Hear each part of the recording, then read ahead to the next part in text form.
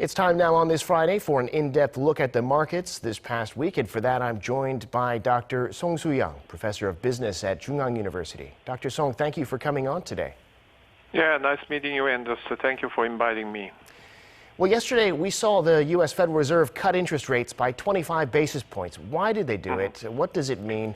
And how, in your view, is the American economy doing?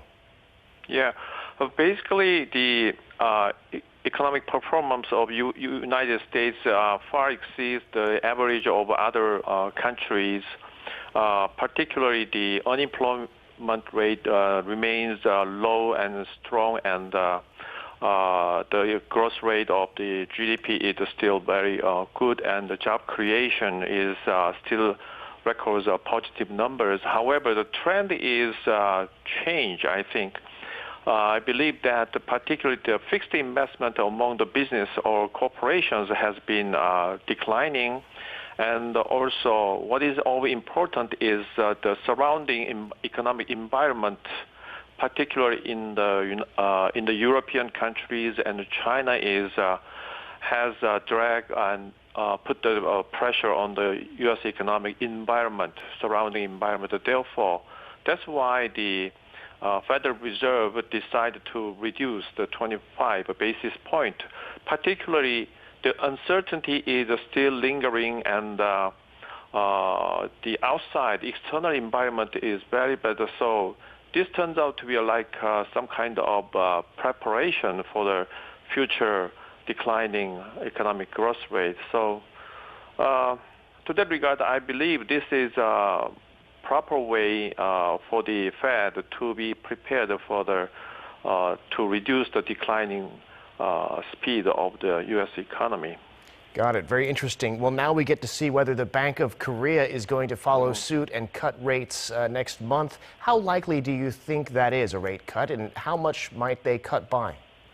Yeah, recently I read the news that the chairman of Bank of Korea was relieved because of the reduction of U.S. federal funds rate.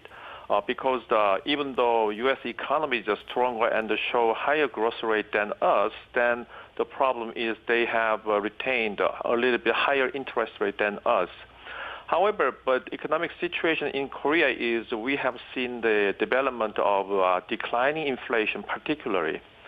So to that regard, I believe when the federal funds rate is reduced for the preparation, then Bank of Korea, I urge them, the Bank of Korea, to consider another 25 basis point reduction in the prime rate for basic rate for Korea, because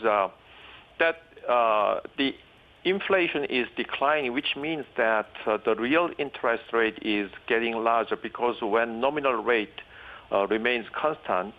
Therefore, to that regard, I think in order to relieve a little more burden out of the people or economy, I think in October it's better for. We are going to better off when the Bank of Korea consider the reduction of the basic interest rate. Well, now, in another story, it's been about 3 weeks since Japan took Korea off its whitelist of trusted trading partners. How has this, in practice, changed trade between the two sides, and what damage do you think it'll do to Japan in particular?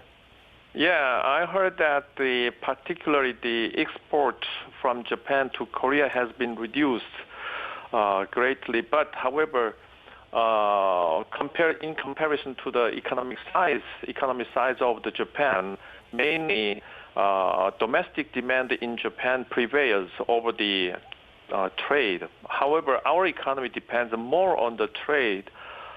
Then the problem is recently, as you know, as you have seen, that the OECD interim outlook has been changed a lot. But I'm very interested in they have increased the projection for the economic growth rate of Japan is positive by 0.3 percentage point.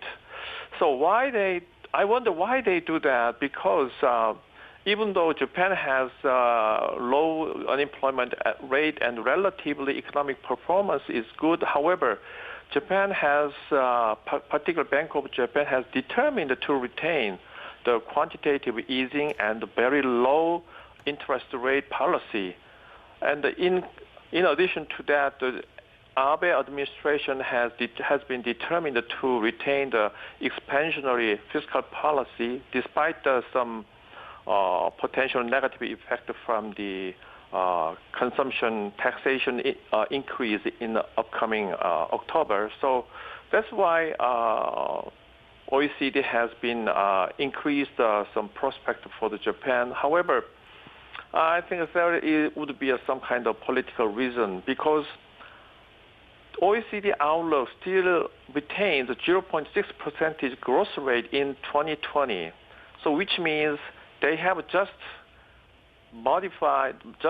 adjusted the upcoming year growth rate, and then still maintain the old project for the 2020 growth rate of Japan. So that implies this would be a very temporary, or maybe behind the story there would be some kind of political, some kind of cosmetics.